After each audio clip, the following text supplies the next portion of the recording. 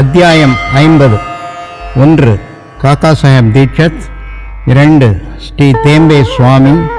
3. பாலாராம் துரந்தர் ஆகியோரின் கதைகள். முன்னுரை.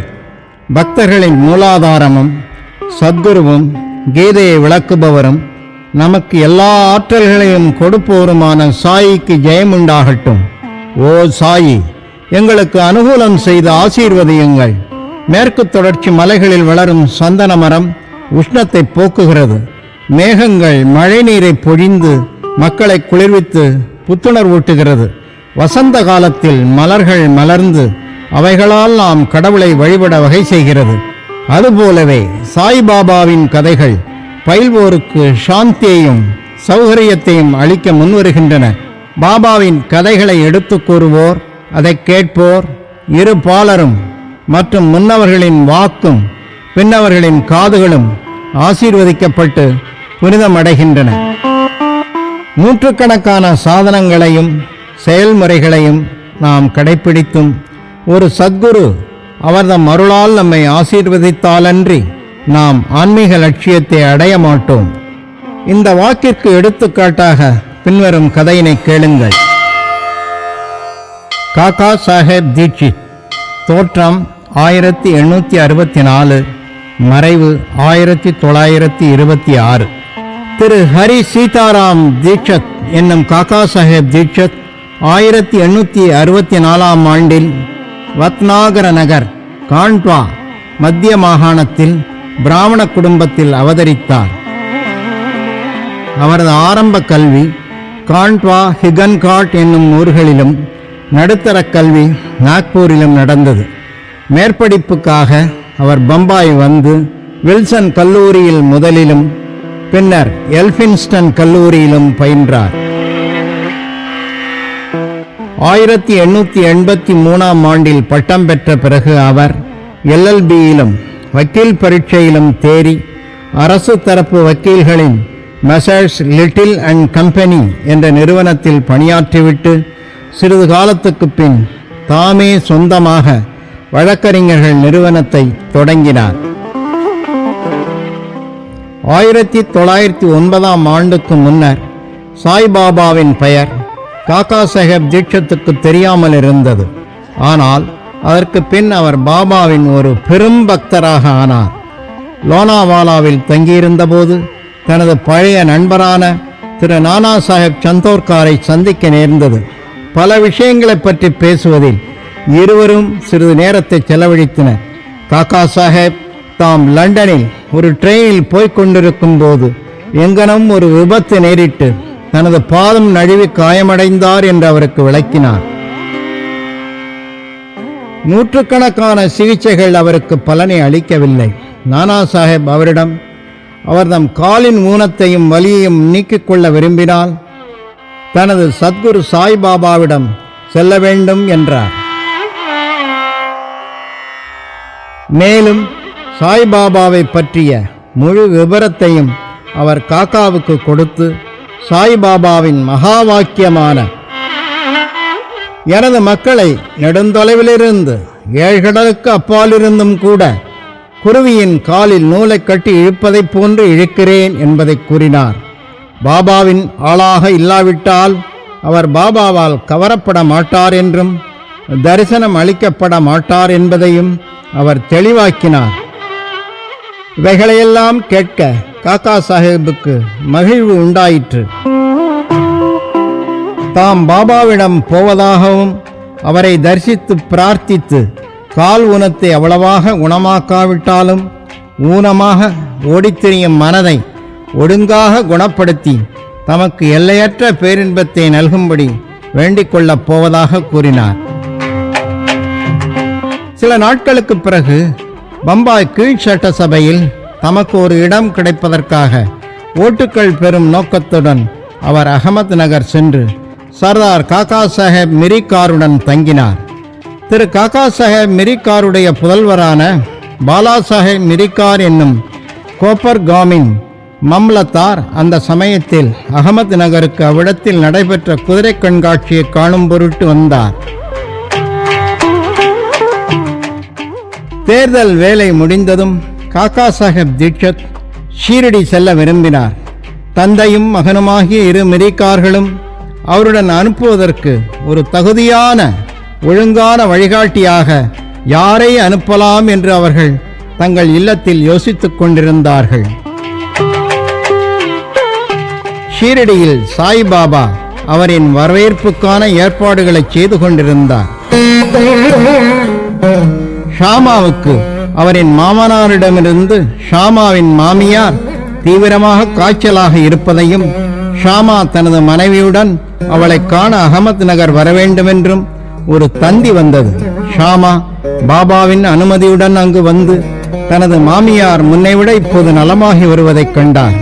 நானா சாஹேப் பான்சேயும் அப்பா சாஹேப் கத்ரேயும் அவர்கள் குதிரை கண்காட்சிக்கு போகும் வழியில் ஷாமாவை கண்டு அவரை மிரிக்காரின் வீட்டுக்கு சென்று காக்கா சாஹேப் தீட்சத்தை பார்த்து ஷீரடிக்கு அவரையும் உடன் அழைத்து செல்லும்படி கூறினார்கள்.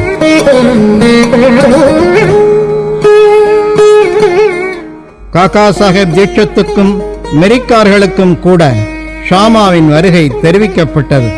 மாலையில் ஷாமா மிரிக்கார்களிடம் வந்தார். அவரை அவர்கள் காக்கா சாஹேப் தீட்சத்துக்கு அறிமுகப்படுத்தினார்கள். ஷாமா காக்கா சாஹேப் தீட்சத்துடன் இரவு 10 மணி ரயில் வண்டியில் கோப்பர்காமுக்கு செல்வதென ஏற்பாடு செய்யப்பட்டது. இது முடிவானதும் ஒரு விசித்திர நிகழ்ச்சி நடைபெற்றது. பாலா சாஹேப் மிரிக்கார் பாபாவின் படத்தின் மீது இருந்த திரையை அகற்றிவிட்டு அதை காக்கா சாஹேப் தீட்சத்துக்கு காண்பித்தார்.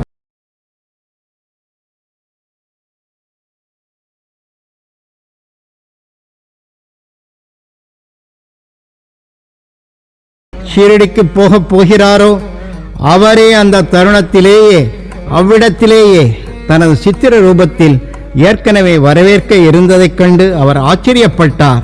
அவர் மிகவும் மனமுருகி படத்தின் முன் வீழ்ந்து பணிந்தார். அப்படம் மேகாவுடையது.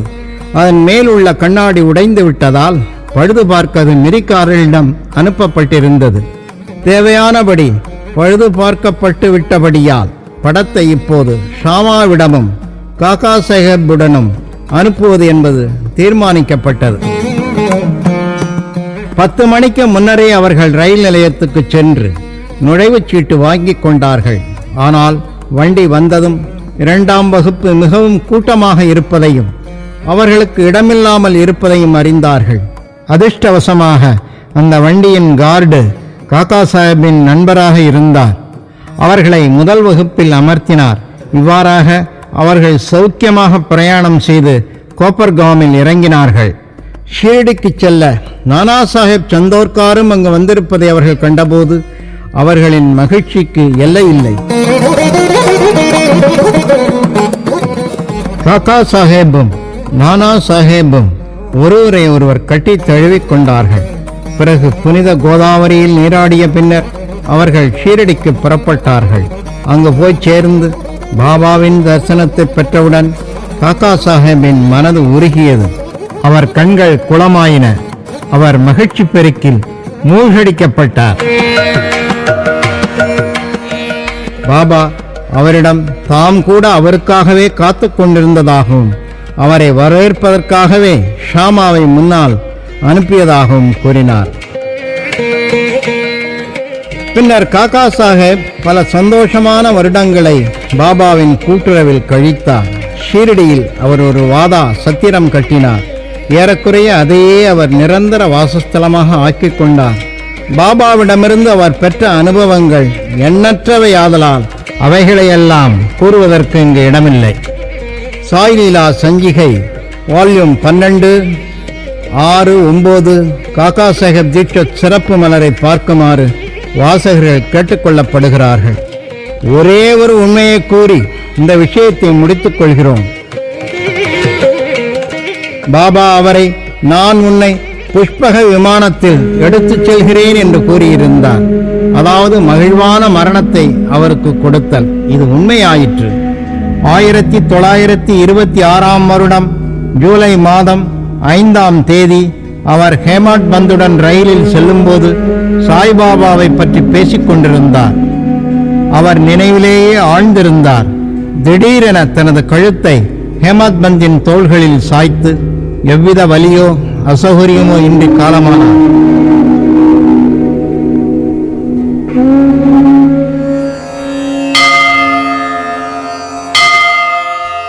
ஸ்ரீ தேம்பே சுவாமி. ஞானிகள் ஒருவருக்கொருவர் சகோதர பாசத்துடன் எங்கனம் நேசித்துக் கொள்கிறார்கள் என்பதை விளக்கும் அடுத்த கதைக்கு வருவோம். ஸ்ரீ வாசுதேவானந்த சரஸ்வதி என்ற ஸ்ரீ தேம்பே சுவாமி என்பார் ஒருமுறை ஆந்திராவில் கோதாவரி கரையில் உள்ள ராஜமகேந்திரியில் வந்து தங்கியிருந்தார். அவர் பக்தியும் வைதீகமும் உடைய ஞானியாகவும் யோகியாகவும் இறைவனாகிய தத்தாத்திரேயரின் பக்தருமாக விளங்கி வந்தார். நிஜாம் ராஜ்யத்தைச் சேர்ந்த நாண்டேட் நகரின் வக்கீலான ஸ்ரீ புண்டலிக் ராவ் என்பவர் சில நண்பர்களுடன் அவரை காணச் சென்றிருந்தார். அவர்கள் அவருடன் பேசிக் கொண்டிருந்த போது ஷீரடி சாய்பாபா முதலிய பெயர்கள் தற்செயலாக அந்த பேச்சின் போது கூறப்பட்டன. பாபாவின் பெயரை கேட்டதும் சுவாமி கைகளால் வணங்கி ஒரு தேங்காயை எடுத்து அதை புண்டலிக் ராவிடம் கொடுத்து, என் வணக்கங்களுடன் என் சகோதரர் சாயியிடம் இதை சமர்ப்பித்து விடுங்கள், என்னை மறந்து விடாமல் என்மேல் அன்புடன் இருக்கச் சொல்லுங்கள் என்றார். மேலும் சுவாமிகள் பொதுவாக யாரையும் வணங்குவதில்லை, ஆனால் இந்த விஷயத்தில் இந்த விதிவிலக்கு செய்யப்பட வேண்டும் என்று கூறினார். புண்டலிக் ராவ் தேங்காயையும் செய்தியையும் பாபாவிடம் எடுத்துச் செல்ல சம்மதித்தார். பாபாவை சகோதரன் என்று இந்த சுவாமி அழைப்பது சரியே, ஏனெனில் அவருடைய வைதீக சம்பிரதாயப்படி அக்னிஹோத்திரம் என்ற புனித நெருப்பை இரவும் பகலும் அவர் காத்து வந்ததைப் போலவே பாபாவும் தனது அக்னிஹோத்திரத்தை, அதாவது தூணியை மசூதியில் எப்போதும் எரிய விட்டுக் கொண்டிருந்தார். ஒரு மாதத்துக்கு பின்னர் புண்டலிக் ராவும் மற்றவர்களும் தேங்காயுடன் ஷீரடிக்கு புறப்பட்டு மன்மாடை வந்தடைந்தார்கள். அவர்கள் தாகமாக இருந்ததால் ஓடைக்கு தண்ணீர் பெருகச் சென்றார்கள். வெறும் வயிற்றில் தண்ணீர் குடிக்க கூடாதாகையால் அவர்கள் கொஞ்சம் சிவ்டா என்ற மணப்பொருள் கலந்த அவுள் அரிசி உணவை சிற்றுண்டியாக உட்கொண்டார்கள். அது அதிக காரமாக இருந்ததால் யாரோ ஒருவர் தேங்காயை உடைத்து தேங்காய் பூவை அதனுடன் கலந்து விடலாம் என்று கூறி அதைப்போல் செய்தும் விட்டார். சிவ்டாவை அதிக சுவையுள்ளதாகவும் நாவுக்கு ருசியுள்ளதாகவும் செய்து கொண்டார்கள். துரதிருஷ்டவசமாக அந்த தேங்காய் புண்டலிக் ராவிடம் ஒப்படைக்கப்பட்ட தேங்காயாக இருந்தது. அவர்கள் ஷீரடியை நெருங்கியதும் புண்டலிக் ராவ் தம்மிடம் ஒப்படைக்கப்பட்ட பொருளாகிய தேங்காய் உடைக்கப்பட்டு உபயோகப்படுத்தப்பட்டு விட்டது என்பதை வெகு வருத்தத்துடன் அறிந்தார். அவர் பயந்து நடுங்கிக் கொண்டு ஷீரடிக்கு வந்து சாய்பாபாவை பார்த்தார். பாபா முன்னமேயே தேம்பே சுவாமி தேங்காய் அனுப்பியுள்ள கம்பியில்லா தந்தியின் செய்தியை பெற்றுவிட்டார். பாபா தாமாகவே தமது சகோதரன் கொடுத்து அனுப்பியுள்ள பொருளை முதலில் கொடுக்கும்படி புண்டலிக் ராவிடம் கேட்டார்.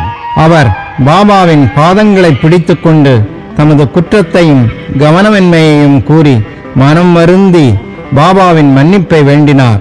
மற்றொரு தேங்காயை அதற்கு பதிலாக கொடுத்து விடுவதாக கூறினார். ஆனால் அந்த தேங்காய்க்கு இணையாக வேறு ஒன்றை ஈடு செய்ய முடியாதென்றும் சாதாரண காயை காட்டிலும் பல மடங்கு அது உயர்ந்ததென்றும் கூறி பாபா அதை பெறுவதற்கு மறுத்துவிட்டார். மேலும் பாபா கூறினார், இப்போது இந்த விஷயத்தை பற்றி இனிமேல் நீ கவலை கொள்ள தேவையில்லை. எனது விருப்பத்தின் காரணமாகவே தேங்காய் உன்னிடம் ஒப்படைக்கப்பட்டு முடிவில் உடைக்கப்பட்டும் விட்டது. செயல்களின் கர்த்தாவாக உன்னையே நீ ஏன் ஆக்கிக் கொள்கிறாய்? நற்கர்மங்களையோ அல்லது தீய செயல்களையோ செய்யும் கர்த்தாவாக உன்னையே நீயே எண்ணிக்கொள்ளும் உணர்வை அனுமதிக்காதே. எல்லாவற்றிலும் முழுமையாக அகந்தையற்றும் அகங்காரமற்றும் இரு. அதன் மூலம் உனது ஆன்மீக முன்னேற்றம் துரிதமடையும் என்றார். எத்தகைய அழகிய ஆன்மீக அறிவுரையை பாபா அளித்தார்!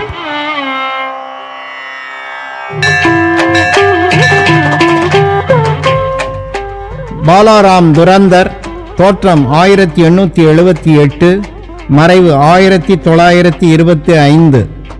திரு பாலாராம் துரந்தர் பம்பாய் சாந்தா குரூஸைச் சேர்ந்த பதாரே பிரபு இனத்தைச் சேர்ந்தவர்.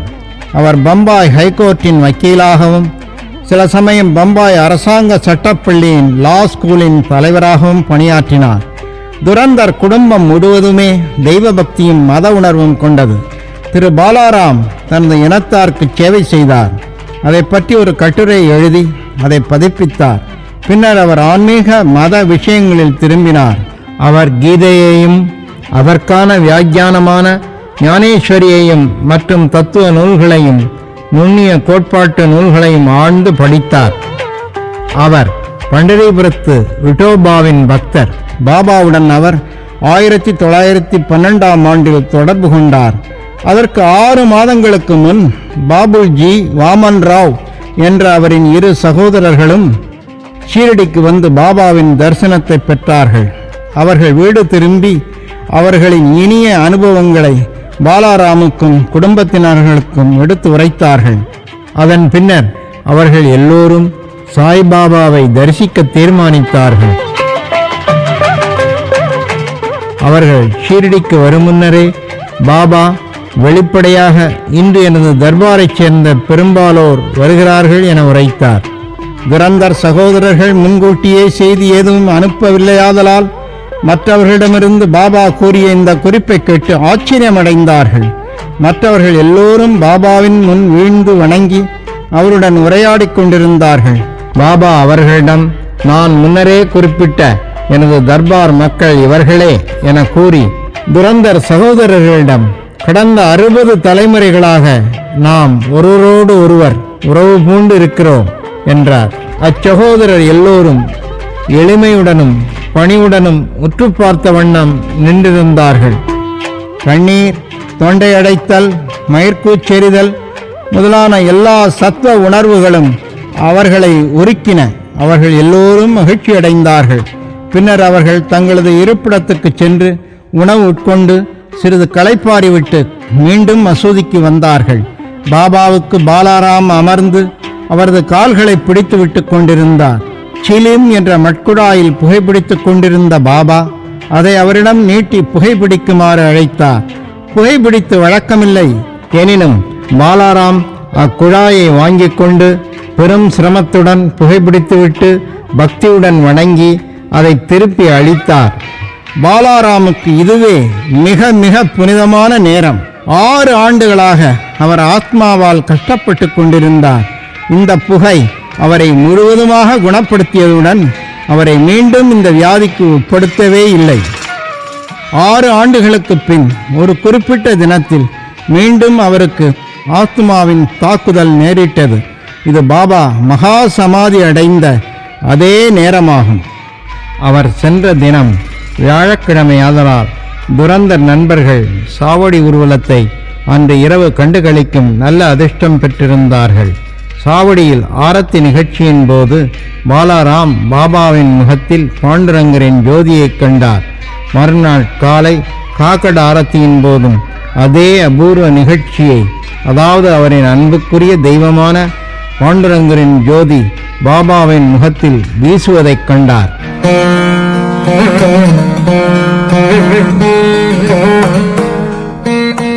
திரு பாலாராம் துரந்தர் மராத்தியில் மகாராஷ்டிர ஞானி துக்காராமின் வாழ்க்கை சரித்திரத்தை எழுதினார்.